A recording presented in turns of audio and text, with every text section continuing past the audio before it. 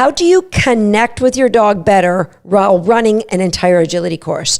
Okay, so connection means, you run your course and your dog's got to do all those obstacles, but if you don't connect with your dog may misread what you're telling them and go off and run a course of their own, which of course, in the sport of dog agility, we have to do the course as the judge numbered. Some judges are just funny that way. Actually, the truth is, you have to follow the rules. So how do you connect? Now, I think it comes down to just a few things. Number one is having a consistent handling program. Obviously, Handling 360 does that for us, but that means that you do the same thing. Every time you set a sequence that looks like X, you handle it exactly the same way every time, and your dog learns that. Now, the other part of that is you put in the layers of learning so that your dog has clarity of understanding with every single cue you will ever use in dog agility. So if I give my dog a cue to jump long over a jump, there is no way that dog will ever turn tight when I give that cue to jump long, regardless of what my body is doing. So clarity of handling, my execution as a handler, ability to give the dog cues, my dog's understanding of those cues through the layers of learning that I've put in.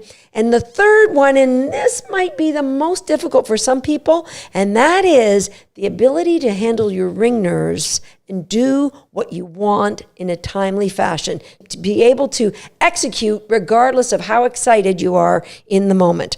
Okay, so those are the big three things that help you to connect with your dog best.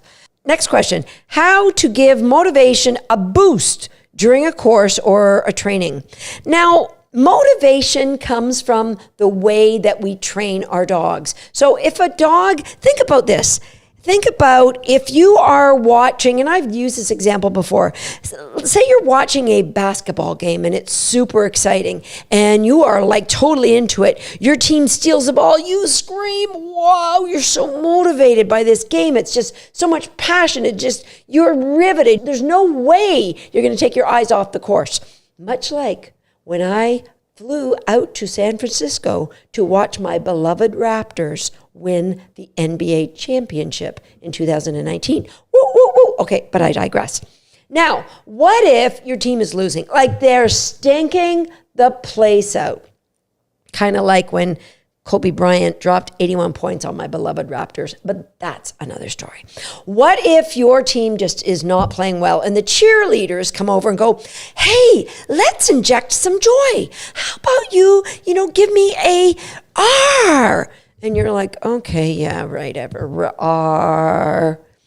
Like you might play along or you might not, That's what it's like when you're trying to inject motivation into a dog who isn't motivated by what they have in front of them. If you do your job right as a dog trainer and you've transferred the value that goes from whatever the dog loves into what you would like that dog to love, much like what I talked about in episode 90 here on Shaped by Dog, where I talked about pre-MAC and the transfer value. If you've done your job right, your dog is like me watching the Raptors in a really good game. They are just riveted. Yeah, they don't need anybody going, hey, give me an R. They're like, get out of my way. We're doing something I love and it's awesome and I'm doing it with my mom and I just love it. We're having so much fun. So if you don't have that, it isn't an injection of motivation you want. You want to go all the way back and say, what layer am I missing in my dog's fundamental dog training?